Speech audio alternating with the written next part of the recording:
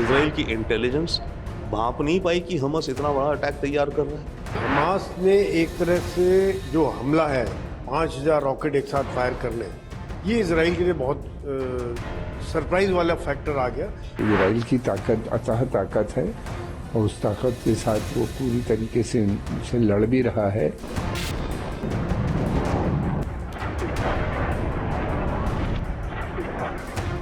Israel Hamas के बीच संघर्ष का दौर जारी है, लेकिन इजराइल पर यूं अचानक हमला हो जाना उसकी खुफिया एजेंसियों पर एक सवालिया निशान खड़ा कर रहा है, जिसकी चर्चा हर तरफ हो रही है। इस पर रक्षा विशेषज्ञों ने अपनी अपनी राय दी है। हालांकि खुफिया एजेंसियों का फेलियर तो है, लेकिन उनका ये भी मानना है कि इजराइल एक शक्तिशाली देश है और उसकी सेना ऐसे हमलों से निपटने के लिए प्रशिक्षित है। इसराइल पे ये जो अटैक हुआ है, इसराइल की 75 साल की हिस्ट्री में कभी ऐसा अटैक नहीं हुआ इसराइल के ऊपर कि मिलिटेंट्स इसराइल के अंदर आ गए हों जैसे हमस आए हैं। इसमें एक चीज़ तो ये है कि फेलियर रहा है इसराइल की इंटेलिजेंस। एक्चुअली 3 फेलियर रहे हैं। इसराइल की इंटेलिजेंस भांप नहीं पाई कि हमस इतना बड़ा अटैक तैयार कर रहा है, और वो भी गाज़ा पट्टी है जो कि सारी चारों तरफ से, तीनों तरफ से इसराइल से घिरी हुई, चौथी तरफ पानी है, समुद्र है, मेडिटेरेनियन। तो इंटेलिजेंस इसको भांप नहीं पाई। दूसरा, इसराइल की बॉर्डर सिक्योरिटी, उसका क्या हुआ? जो फेंसेस हैं वहाँ पे सोल्जर्स हैं, टैंक्स हैं, इलेक्ट्रॉनिक है, सारा कुछ है, ड्रोन्स हैं, रोबोटिक्स हैं, उस फेंसिंग को तोड़ के अंदर आ गए, तो बॉर्डर सिक्योरिटी का भी फेलियर है। और तीसरा एक और फेलियर है, तोड़ के तो आ गए, अंदर 40-40 किलोमीटर तक आ गए हमस के मिलिटेंट्स। तो रिस्पॉन्स जो रहा इसराइल का, उसका भी बहुत बड़ा क्वेश्चन है। तो इस पर तो डेफिनेटली इसराइल के अंदर भी हो रहा है, और आने वाले वक्त में अभी ये पूरा मामला थोड़ा रफा दफा हो जाए तो आई थिंक इसराइल के इंटेलिजेंस चीफ वगैरह को रिज़ाइन करना पड़ेगा, उन्हें रिस्पॉन्सिबिलिटी लेनी पड़ेगी, क्योंकि इंक्वायरी होगी ये हुआ कैसे। That is one. तो इट्स एंड इसके ऊपर होस्टेजेस ले रहे हैं ये लोग। इन्होंने कल जब अटैक किया उस समय हमस का पहला जो स्टेटमेंट था उसमें यह भी था कि हम जाके इनको कैप्चर करेंगे, पकड़ के ले आएंगे, अपने यहाँ बंदी बना के रखेंगे, और उसके एक्सचेंज में, क्योंकि पैलेस्टीनियन काफ़ी जो मिलिटेंट्स हैं वो इजरायली जेलों में हैं, तो हम एक्सचेंज करवाएंगे।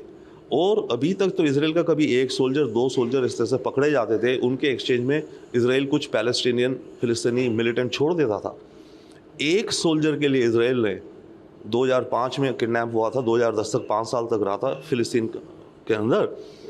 एक इजरायली सोल्जर के लिए इसराइल ने 1027 या 1050 पैलेस्टीनियन सोल्जर्स छोड़े थे। अब ये अभी तक जो खबरें हैं, कम से कम 40-50 तो ले गए हैं इजरायली सोल्जर्स और सिविलियंस। तो अगर ये 50 के बदले में 1-1 हज़ार का अंदाज़ा लगा लिए तो 50,000 है। इसराइल में इस समय करीब 10,000 पैलेस्टीनियन जेलों में हैं। आज हमस ये कह रहा है कि हमने इतने किडनैप कर लिए हैं कि एक्सचेंज में हम सबको छुड़वा लेंगे।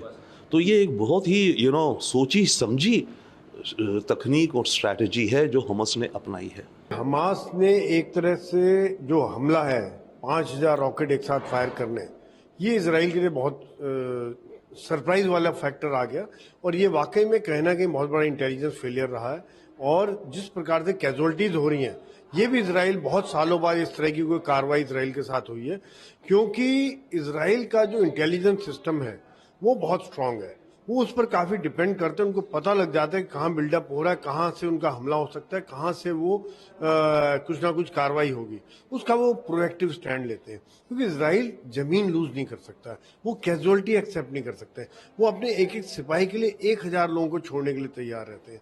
तो ये बात जो इसराइल की सोच है, अगर एक उनका सिपाही कैजुअलिटी होता है वो उनके 10 मारते हैं, 20 मारते हैं, ये उनकी सोच है।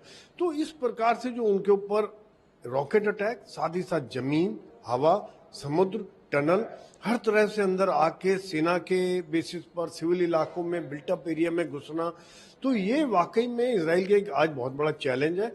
और जो इसराइल अब रिएक्ट कर रहा है वो एक एक्सपेक्टेड लाइन पे था कि वो अभी उनके जो हेडक्वार्टर्स हैं, कमांड कंट्रोल की लीडरशिप हैं, जैसे उनके इंटेलिजेंस चीफ के घर पर हमला किया, या वो उनके जहां जहां से एम्यूनिशन डंप होंगे, पेट्रोल डंप होंगे, उनको बर्बाद करेंगे, ताकि जो लोग अंदर आ गए उनको और सप्लाई ना मिल सके, क्योंकि वो लिमिटेड सप्लाई लेकर गए होंगे।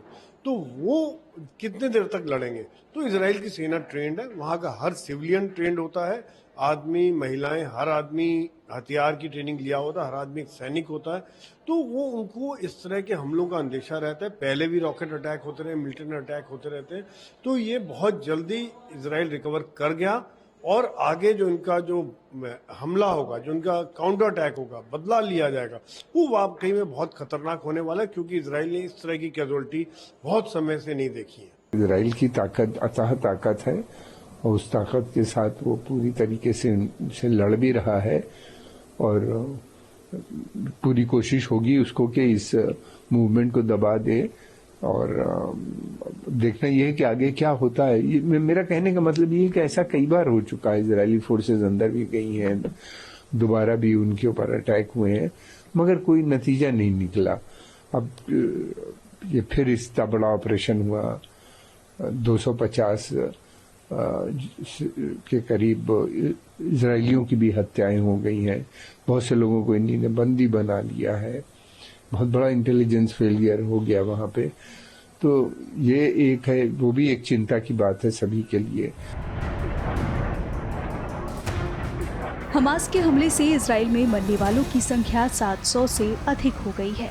इजरायली सेना हमास के आतंकवादियों के साथ लड़ाई जारी रखे हुए है। इस संघर्ष में 2243 से अधिक लोग घायल हुए हैं, जिन्हें फिलहाल अस्पतालों में भर्ती कराया गया है, लेकिन तनावपूर्ण स्थिति बरकरार है।